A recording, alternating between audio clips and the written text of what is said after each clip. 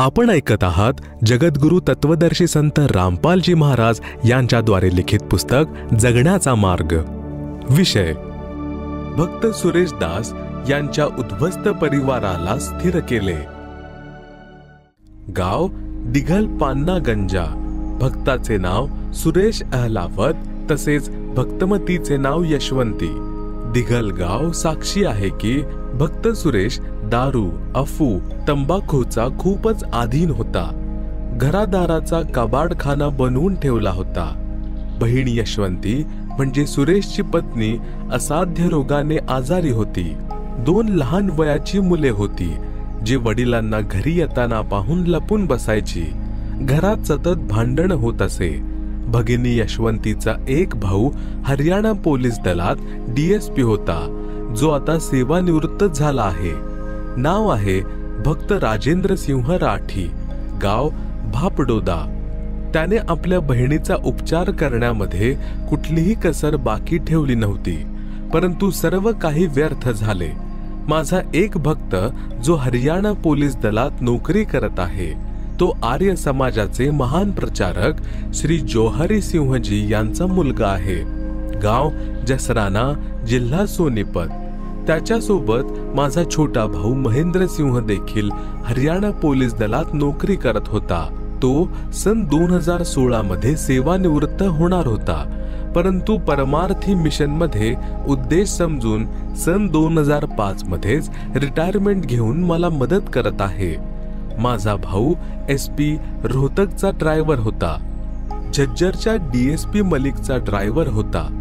दोघे जेव्हा भेटायचे तेव्हा माझा भाऊ त्यांच्याशी या ज्ञानाच्या बाबतीत चर्चा करायचा। अगोदर तर आर्य समाजी असल्यामुळे भक्त जयबीरजी अतिशय दुःखी झाले। त्यांच्या आचार्यांना भेटले, परंतु शेवटी सत्य डोळ्यांनी पाहिल्यावर हेच सत्य आहे मान्य केले। त्याने सन 1994 मध्ये माझ्याकडून दीक्षा घेतली। सन 1995-1996 पर्यंत भक्त राजेंद्र सिंह राठी झज्जर मध्येच कार्यरत होते, तसेच जयबीरजी त्यांचे ड्रायव्हर होते। भक्त राजेंद्रजी यांचा एक भाऊ पोलीस मध्ये नोकरी करत होता। भगिनी यशवंतीचा आजार त्यालाही जडला होता, त्या कारणामुळे सन 1995 मध्ये त्याचा मृत्यू झाला। ड्रायव्हर या नात्याने भक्त जयबीरजी देखील DSP सोबत त्यांच्या घरी गेले। त्यांना सर्व परिस्थितीचे ज्ञान झाले। परत आल्यानंतर एक दिवस जयबीरजी यांनी DSP साहेबांना विनंती केली की तुम्हाला तुमचे कुटुंब वाचवायचे असल्यास आपण संत रामपालजी यांच्याकडून दीक्षा घ्या। अगोदर तर ऐकले नाही, परंतु ट्रायल घेण्यासाठी आपली बहीण यशवंतीला आपला धाकटा भाऊ सुखबीर सोबत दीक्षा घेण्यास पाठवले। हा दास म्हणजे रामपाल दास सिंचन विभागात ज्युनियर इंजिनियर म्हणजे JE पदावर कार्यरत होता। गुरुजींच्या आदेशाने दीक्षा देऊ लागलो आणि प्रचार करू लागलो। मिशनच्या उद्देशाने परिचित होऊन जनहित तसेच जगहितामध्ये सन 1995 मध्ये नोकरीचा राजीनामा देऊन प्रचार प्रसाराच्या कार्यात लागलो होतो।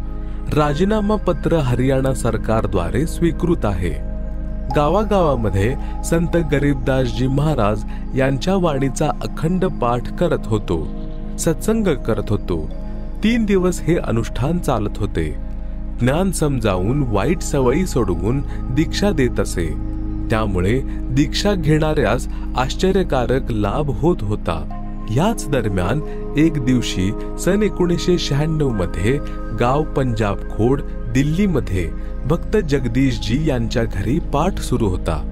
भक्त जगदीश देखील 1 नंबरचा दारुड्या, उपद्व्यापी म्हणजे दारू पिऊन होता, तसेच DTC दिल्लीमध्ये नोकरी करत आहे।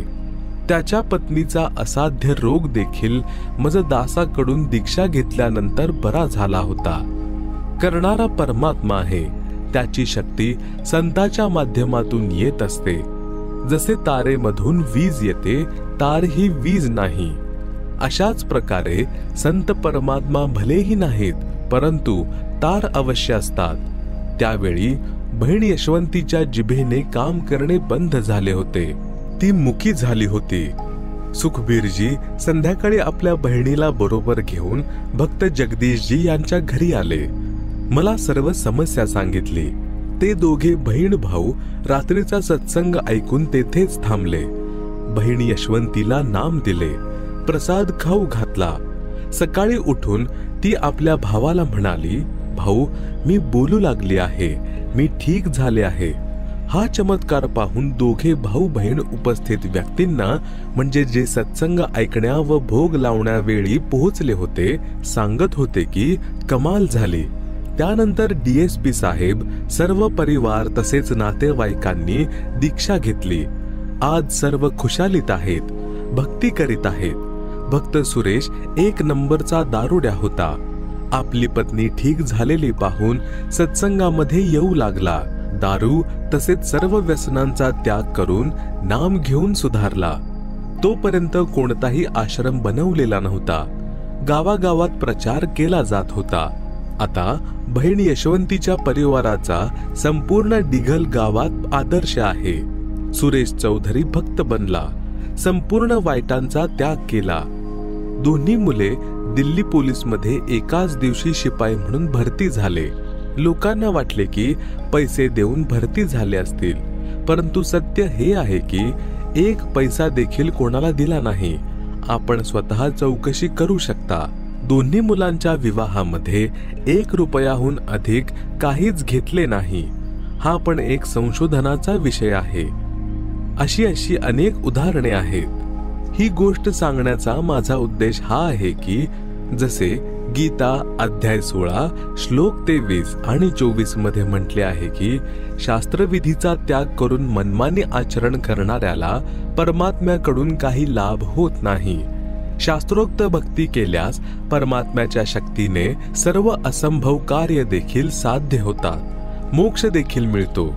ऋग्वेद मंडल 10 सूक्त 161 मंत्र 2 मध्ये देखील प्रमाण आहे की परमात्म्याची भक्ती करणाऱ्याचा असाध्य रोग सुद्धा नष्ट होतो. जरी रोगी मृत्यूच्या जवळ पोहोचला असला तरी देखील सत्यभक्ती करणाऱ्याला निरोगी करून परमात्मा त्याला 100% आयुष्य प्रदान करतात. म्हणजे भक्त पूर्ण आयुष्य जगतो. जसे पूर्वी विजेचा विस्तार झालेला नव्हता तेव्हा आई बहिणी जात्यावर हाताने दळण दळून पीठ तयार करत असायच्या. पुरुष कोयता घेऊन हाताने जनावरांचा चारा कापत होते. मग हाताने चालवण्याच्या यंत्राचा म्हणजे गंडासे शोध लागला. ते सुद्धा अवघड काम होते. वर्तमानात विजेच्या शक्तीने पिठाची गिरणी चालते. जनावरांसाठी चारा मशीनवर कापला जातो. अशक्य काम होत आहे. जलद तसेच सोपे होत आहे. विजेची रीतसर कनेक्शन घ्यावे लागते. विजेच्या मर्यादांचे पालन करावे लागते. अन्यथा सुखदायक वीज विनाशाचे कारण बनते. अशा प्रकारे परमात्म्याचे कनेक्शन घ्यावे लागते आणि परमात्म्याच्या मर्यादांचे पालन करावे लागते. तेव्हा सर्व सुख तसेच मोक्ष परमात्मा देतात. मर्यादा भंग झाल्यास परमात्म्याची कृपा होणे बंद होते. सर्व सुविधा मिळणे बंद होते. दिघल गावातील लोक त्या खोट्या आचार्यांच्या सांगण्याला खरे मानून करौंथा आश्रमात जाणाऱ्या आपल्या गाववाल्यांना थांबवत होते. तेव्हा भक्त सुरेशजी तसेच बहीण यशवंतीजी हात जोडून गावातील त्या लोकांना म्हणत होते की गाम राम, मारा नाहीतर सोडा, आम्ही आश्रमात जाणे बंद करणार नाही. आमचे घर तर तिथूनच स्थिरस्थावर झाले आहे, नाहीतर आज आम्ही उद्ध्वस्त झालो असतो. परमात्म्याने त्यांच्या खऱ्या भक्तीचे फळ देखील असेच देऊन ठेवले आहे. भक्त सुरेश यांचा मोबाईल नंबर 9034029495 आहे.